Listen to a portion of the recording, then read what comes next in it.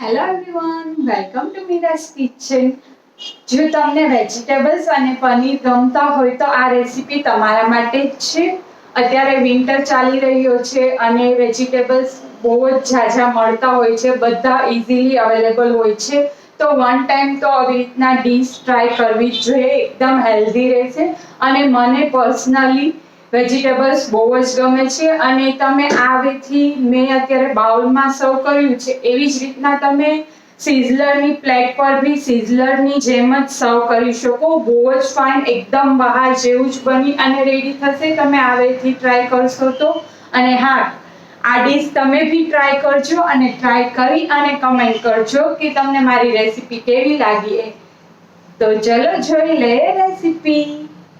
તો એના માટે અત્યારે મેં 50 ગ્રામ જેટલું પનીર લઈ લીધું છે. તમે ક્વોન્ટિટી કેટલી બનાવો છો એ પ્રમાણે તમારે પનીર અને વેજીટેબલ્સને બધું લેવાનું છે. અત્યારે હું 2 પર્સન માટે બનાવું છું અને આવી રીતના તમારી પાસે સ્ટીક ના હોય, સ્ક્યુઅર્સ ના હોય તો તમે પનીરને એમ જ સ્ટર ફ્રાય કરી શકો. પણ અત્યારે મારી પાસે છે તો આવી રીતના હું સ્ટીકમાં જ પનીર, પછી એક કેપ્સિકમ અને એક પનીર એવી રીતના બધા લઈ લઈશ. જેટલા પનીર છે એને 2 સ્ટીકમાં આવી રીતના એડ કરી દેવાનું છે. હું અત્યારે જેવી રીતના તમને બતાવવા જઈ રહી છું એવી જ રીતના તમે જો કોઈ ગેસ્ટ આવ્યા હોય ત્યારે આવી રીતના બનાવશો તો એકદમ ઇમ્પ્રેસ થઈ જશે. એટલી ફાઇન ડીશ બનશે આ, એકદમ બહાર જેવો જ ટેસ્ટ અને પ્લસ લુકમાં બી એટલું જ ફાઇન દેખાશે અને પ્લસ હેલ્ધી બી છે આ. તો આવી જ રીતના બધા રેડી થઈ ગયા છે. તમારી પાસે ગ્રીલર બી લઈ શકો અને ગ્રીલર ના હોય તો આવી રીતના નોનસ્ટિક તવી લઈ લેવાની છે. એડ કરી દઈશું. હા દીકરા, આપો.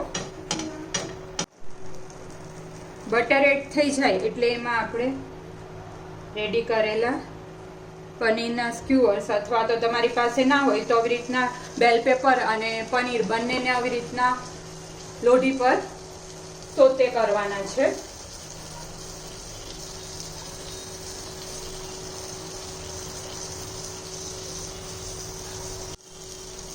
પહેલા તો આવી રીતના બધી સાઈડથી આપણે બટરમાં કોટ કરી લઈશું.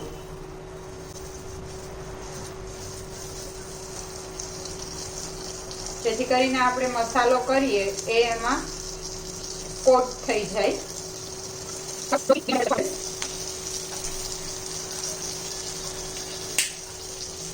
હવે ઓરેગાનો એડ કરી દઈશું.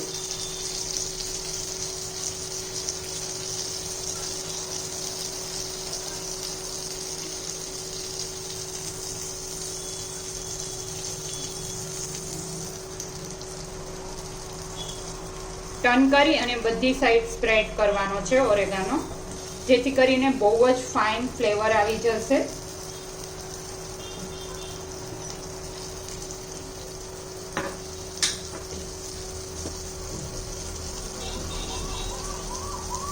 અને થોડા ચીલી ફ્લેક્સ બી સ્પ્રિંકલ કરીશું.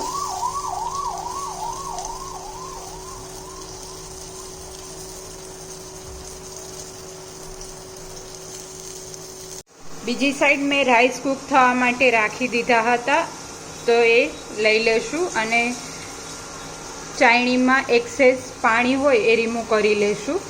રાઈસ આવી રીતના છૂટા રહીએ એ રીતના જ બનાવવાના છે. સાઈડ ચેન્જ કરતા જશું ગ્રીલ થાય એટલે. બધી સાઈડથી આવી રીતના પિંકીશ કલર આવે ત્યાં સુધી આપણે રહેવા દેવાનું છે. બધી સાઈડથી પ્રોપરલી આવી રીતના કલર આવી જાય એટલે ગેસ ઓફ કરી દેશું. હવે એક કઢાઈ અથવા તો તમારી પાસે વોક હોય તો એ બી લઈ શકો. એમાં બટર એડ કરી દેશું. બટર એડ થઈ ગયા બાદ મેલ્ટ થાય એટલે એમાં આપણે સાવ ઝીણું ચોપ કરેલું ગાર્લિક એડ કરી દેશું. ઝીણું સાવ ચોપ કરેલું આદુ એડ કરી દઈશું અને સાવ ઝીણું કટ કરેલું ગ્રીન ચીલી એડ કરી દઈશું.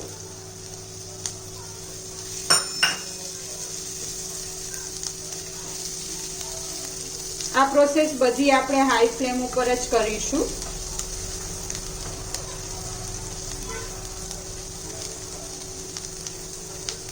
થોડો એવો કલર ચેન્જ થાય એટલે એમાં આપણે ઓરેગાનો એડ કરીશું.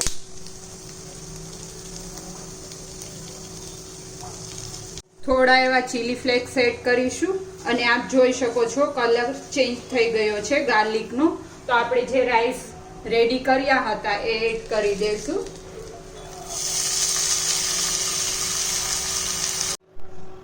તમારા ઘરે કેટલી ક્વોન્ટિટીમાં ખવાતું હોય એ રીતના રાઈસની ક્વોન્ટિટી લેવાની. અમારે લોકોને પર્સનલી અમે વેજીસ વધારે ખાઈએ, પનીર અને વેજીસ. રાઈસ ઓછા જોઈએ છે એટલે મેં રાઈસની ક્વોન્ટિટી ઓછી લીધી છે. રાઈસમાં ઓલરેડી મેં કુક કર્યા હતા ત્યારે સોલ્ટ એડ કરેલું હતું. જો તમે ત્યારે એડ ના કર્યું હોય તો અત્યારે એડ કરી શકો, અથવા તો ટેસ્ટ કરી અને વધઘટ હોય તો એડ કરી શકો. વેજીટેબલને સોતે કરવાના છે. જો તમને સોતે કરેલા ક્રિસ્પી વેજીટેબલ ના ગમતા હોય તો તમે થોડું એવું ગરમ પાણીમાં ઉકાળી શકો. અત્યારે મેં કેપ્સિકમ લઈ લીધા છે, કોર્ન લઈ લીધી છે, બ્રોકલી લઈ લીધી છે, ફણસી લઈ લીધી છે અને એક ગાજર લઈ લીધા છે. બધાને આવી રીતના સેમ કટ કરી લીધા છે. એક કડાઈમાં બટર એડ કરી દઈશું.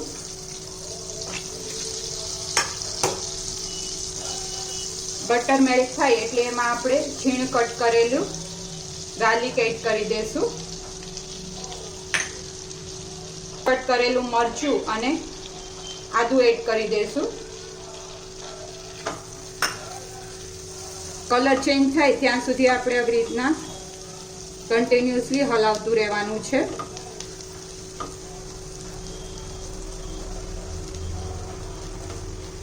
હવે એમાં આપણે મસાલા કરી લઈએ. ઓરેગાનો એડ કરી દઈશું. હા દીકા. ચીલી ફ્લેક્સ એડ કરી દઈશું. ટેસ્ટ પ્રમાણે તમે હર્બ્સ એડ કરી શકો.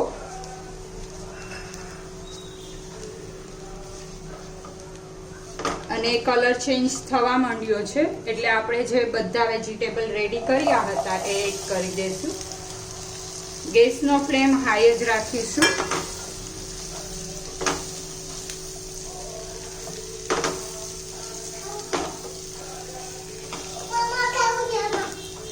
હવે 2-3 મિનિટ માટે સ્લો ફ્લેમ ઉપર આવી રીતના લીડ ક્લોઝ કરી અને કૂક થવા દેશું, કેમ કે મેં એને થોડા ભી બાફ્યા નથી એટલા માટે.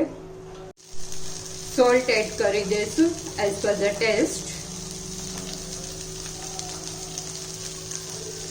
ધ્યાન રાખવાનું કે વેજીટેબલ છે એ ક્રિસ્પી રહેવા જોઈએ, સાવ ચડી ના જાય. હવે સોસ બનાવવા માટે એક કડાઈ લઈ લેશું અને એમાં બટર એડ કરી દઈશું. બટર મેલ્ટ થાય એટલે એમાં આપણે કોર્નફ્લોર એડ કરીશું.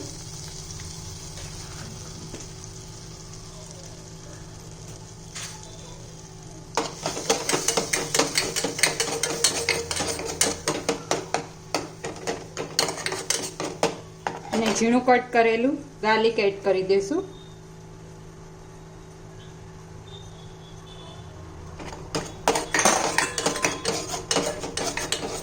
ગાર્લિકનો કલર ચેન્જ થાય એટલે એમાં આપણે મિલ્ક એડ કરીશું.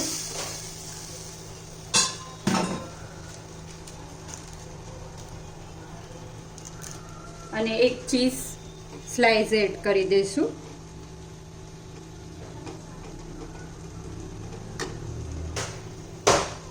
પછી એમાં બધા મસાલા કરી લઈએ. થોડા એવા ચીલી ફ્લેક્સ એડ કરી દઈશું, થોડો મરી પાવડર એડ કરી દઈશું અને ઓરેગાનો એડ કરી દઈશું. જો તમે સ્પાઇસી ખાતા હોય તો લાલ મરચું પાવડર ભી એડ કરી શકો અથવા તો મરી પાવડર વધારે એડ કરી શકો. સોલ્ટ એડ કરી દઈશું એઝ પર ધ ટેસ્ટ.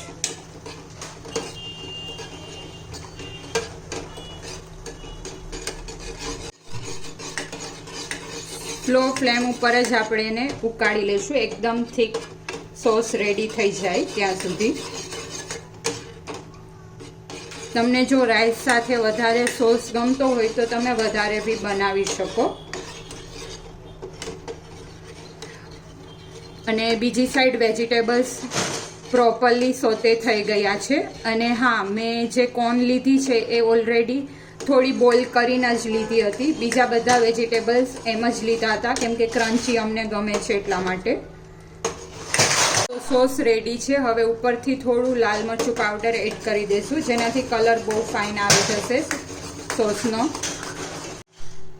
થોડું એવી ધાણા ભાજી એડ કરી દઈશું ઝીણી કટ કરેલી. તો રેડી છે સોસ. એકદમ ફાઇન કલર બી આવી ગયો છે. તો હવે ફાઇનલી બધું રેડી છે. એસેમ્બલ કરવાનો ટાઈમ છે. જો તમારી પાસે સિઝલર પ્લેટ હોય તો તમે એનો યુઝ કરી શકો, અથવા તો તમે એક બાઉલમાં લઈ અને બધું એસેમ્બલ કરી અને ગરમ ગરમ સર્વ કરી શકો. અત્યારે હું એક પેન જ લઉં છું જેથી કરીને જો આવી રીતના તમારી પાસે સિઝલર પ્લેટ ના હોય તો આવી રીતના પેન લેશો તો તમે જ્યારે સર્વ કરશો ત્યારે એકદમ એમાં ગરમ જ રહેશે. ઘણી વખત બાઉલમાં આપણે સર્વ કરતા હોય તો ઠંડુ થઈ જતું હોય છે. એટલા માટે હું અત્યારે આ પેનમાં જ સર્વ કરીશ. તો સૌ પહેલાં તો આપણે જે રાઈસ રેડી કર્યા છે હબવાળા એ એડ કરી દઈશું.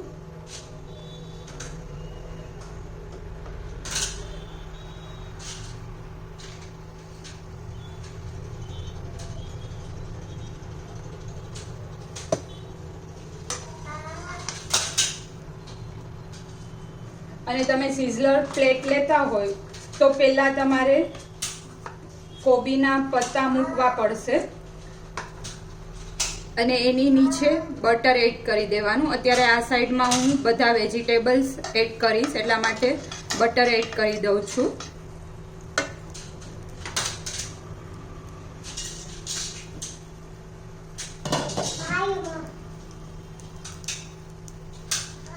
પછી રાઈસમાં આપણે કોથમરી એડ નહોતી કરી તો અત્યારે ઉપરથી એડ કરી દઈએ. તમે રાઈસ બનાવો ત્યારે બી એડ કરી શકો તો બી ચાલે.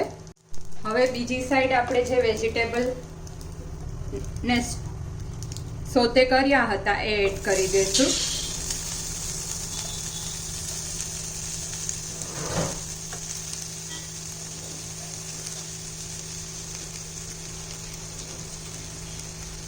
અને પનીર જે રેડી કર્યું હતું એ એડ કરી દેવાનું. અને ફાઇનલી જે સોસ રેડી કર્યો હતો એ એડ કરી દઈશું. ગરમ ગરમ જ એડ કરીશું.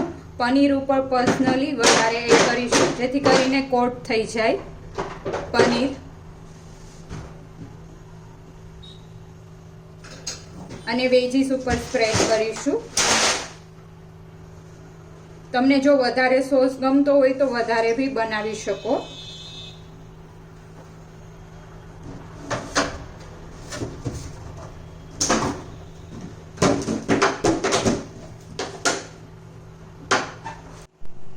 તો રેડી છે પનીર વેજી સિઝલર, અથવા તો તમે એઝ અ બાઉલમાં બી સર્વ કરી શકો. તો આ વિન્ટરમાં આપ બી આ રેસીપી ટ્રાય કરજો. બહુ જ હેલ્ધી છે અને પ્લસ બધાને બહુ જ ગમશે.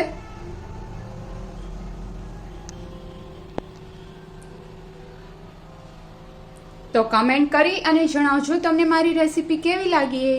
Thank you for watching my video.